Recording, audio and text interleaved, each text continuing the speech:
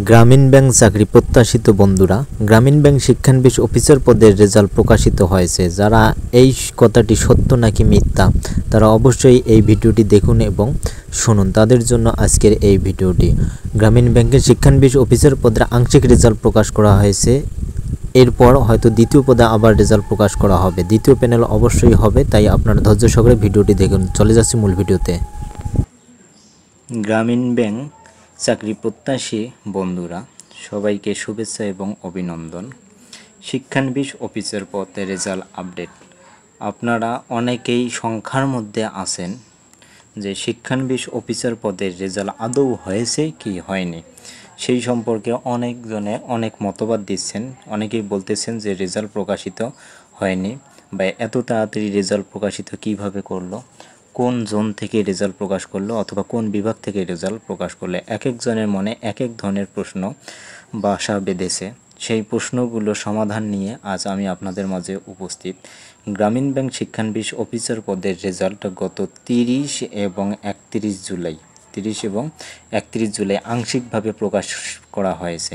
এক্ষেত্রে আনুমানিক 80+ রেজাল্ট প্রকাশ করা হয়েছে। যেহেতু গ্রামীণ ব্যাংক বর্তমানে শিক্ষানবিশ অফিসার পদে এই পদ সংখ্যায় তারা বর্তমান সংকটে রয়েছে।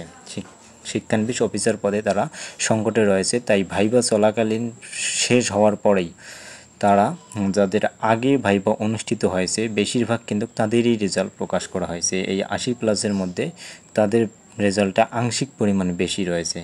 তাই আপনারা অনেকেই মনে করতেছেন যে এত দ্রুত ভাইবা শেষ করার মধ্য দিয়ে কিভাবে গ্রামীণ ব্যাংক অফিসার পদের রেজাল্ট প্রকাশ করেছে, অনেকেই এটি বিশ্বাস করতেছেন না।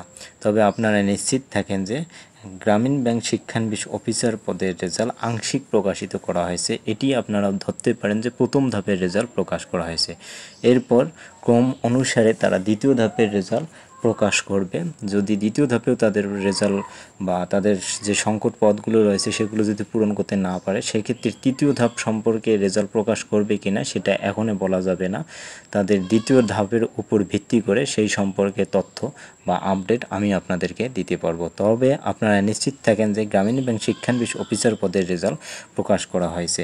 যাদের রেজাল্ট 30 এবং 31 জুলাইয়ের মধ্যে প্রকাশ করা হয়েছে তাদের জয়েনিং ডেট 19 তারিখ থেকে আগস্টের 19 তারিখ থেকে 24 তারিখের মধ্যে রয়েছে। আগস্টের 19 তারিখ থেকে 24 তারিখের মধ্যে তাদের জয়েনিং ডেট রয়েছে, অর্থাৎ এই সময়ের মধ্যে তারা জয়েন করতে পারবেন, বা জয়েন ডেটটা তাদের এইভাবেই দেওয়া হয়েছে।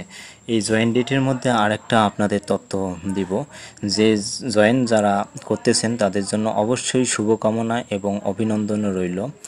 বা যারা রেজাল্ট পাননি বা ভালো ফলাফল করেছেন বা লিখিত বা এমসিকিউ ভালো হয়েছে, ভাইবা ভালো হয়েছে, কিন্তু আশানুরূপ যাদের রেজাল্ট আসেনি তারা চিন্তা করবেন না। দ্বিতীয় ধাপে আপনাদের রেজাল্ট আসার সম্ভাবনা অনেকটা রয়েছে। যারা ভালো পরীক্ষা এবং ভাইবা দিয়েছেন অবশ্যই আসবে, সেই ব্যাপারে আপনারা আশাবাদী থাকতেই পারেন।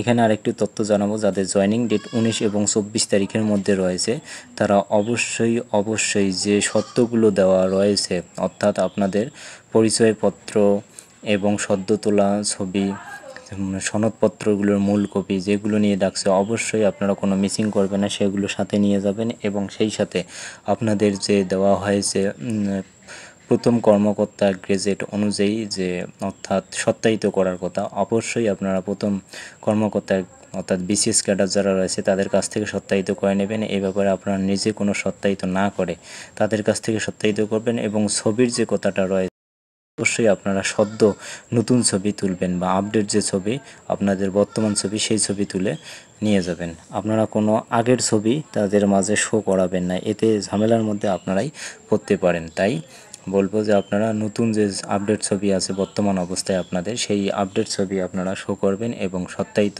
অবশ্যই আপনারা বিসিএস কর্তৃপক্ষ থেকে বা বিসিএস ক্যাডার থেকেই করে নেবেন। নিজেরা অনেকেই আছে যে সিল তৈরি করে নিয়ে নিজেরাই সত্যায়িত করে, এমন কাজটি ভুলেও করবেন না। যেহেতু আপনাদের জয়েনিং এসেছে, তাই এই জয়েনিংয়ের মধ্যে যদি কোনো ঝামেলা হয়, সামান্য একটু কাজের জন্য বা একটু ফাঁকিবাজি কাজ করতে গিয়ে আপনি এই জবটি হারাতেও পারেন।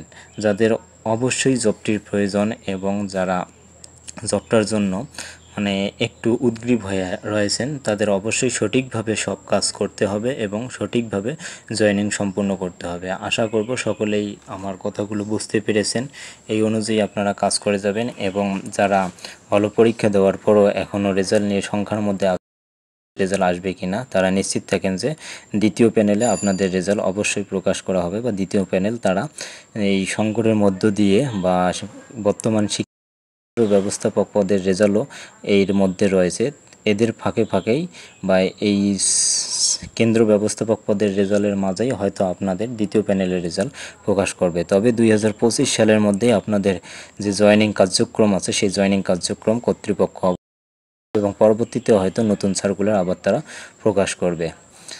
সম্পূর্ণ ভিডিওটি দেখার জন্য ধন্যবাদ। ভালো থাকবেন, সুস্থ থাকবেন।